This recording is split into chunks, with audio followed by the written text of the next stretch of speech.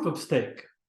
Proof of stake has evolved, especially recently, to become really one of the mainstays of all cryptocurrencies.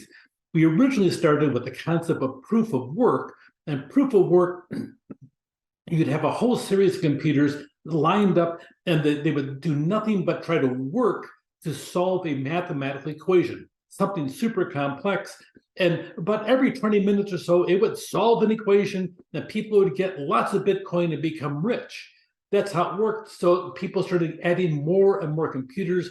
It got to be so big that the average person almost really can't do it on a serious basis. For big things like Bitcoin, some of the smaller ones, you can still do it on your computer and gather some up, but the volume and the value is certainly much smaller than Bitcoin. With that, they came up with another thing called proof of stake. Proof of stake is different. When it comes to cryptocurrency, it's not like buying stock. You buy stock into a motor vehicle company, boom, you have something that reflects value in a physical asset. You have some type of thing behind it. Cryptocurrency, no, so let's go ahead and make up something called proof of work. Yes, I'm going to show that I worked, I solved this problem. I don't know what value it adds to society to solve a mathematical equation. It's cute and it's nice, and whoa, I solved this equation. But my life isn't better because you solved an equation, but you did get cryptocurrency, so you got rich off that. Now, proof of stake is even totally different. You don't really get anything other than a bunch of people hang out and say, yo, hey, I did something and I got consensus. People agreed I did this transaction. Well, yeah, that's kind of how it works. So let's look, first of all, what is proof of stake? It's a cryptocurrency consensus mechanism. Remember that consensus means there's a whole series of people across planet Earth that are out there, and they all come to agreement that this thing has happened. Once that transaction has happened, then they create a block and they add it to the blockchain. It validates the entries into our distributed ledger. So you have that huge transparency issue. The whole world can see what the transaction was. There's a number. It's a unique identifier number for that block. It's unique in that it can't be duplicated anywhere else. So it's a consensus mechanism. It secures it to the blockchain. Well, proof of stake randomly chooses a validator. It has to have a certain number of validators for each different blockchains that's using proof of stake. So the validators, they confirm the transactions, they create new blocks, boom, all of a sudden, yo, here we go, and you add it to the blockchain. It really is that simple. It's a built-in consensus mechanism used by the blockchain network. It can't be earned. It's not like proof of work. You don't earn it, but you can secure a network and earn rewards by using cryptocurrency, provided that it works on proof of stake and it becomes validated. Or maybe you too could become a validator. If you're a validator and you're chosen because it's a random choice, if you're a validator and you validate this took place, you'll get rewarded for it.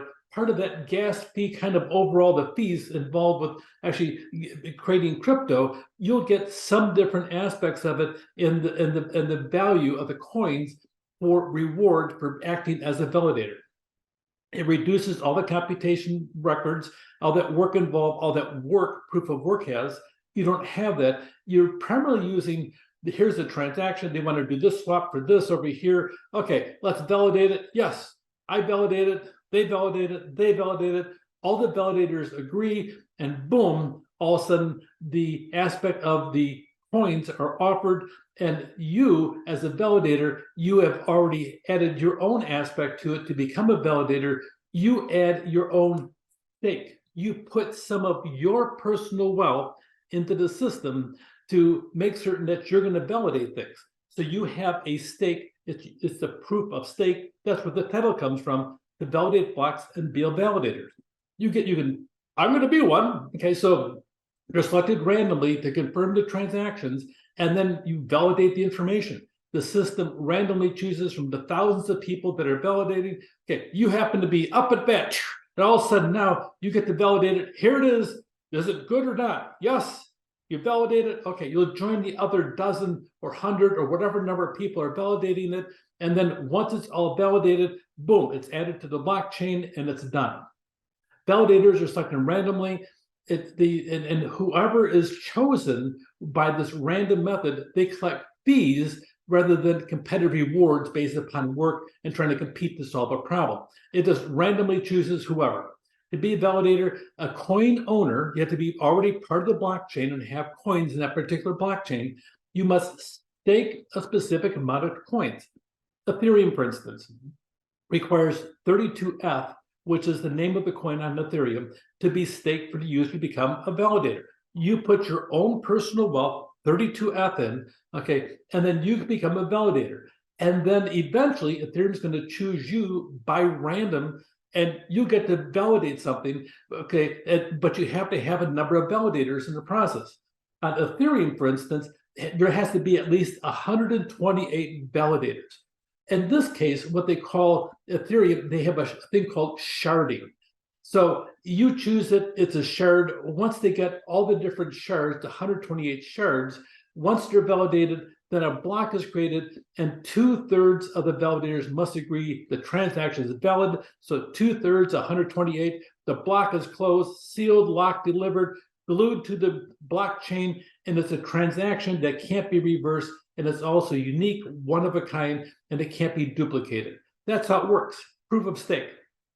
Validators stake their own coins to become validators. They risk their own wealth, but they have to do some work in the process, okay? And there's little sustainability issues like point of work. So you eliminate a major problem. You still have this high risk aspect of it.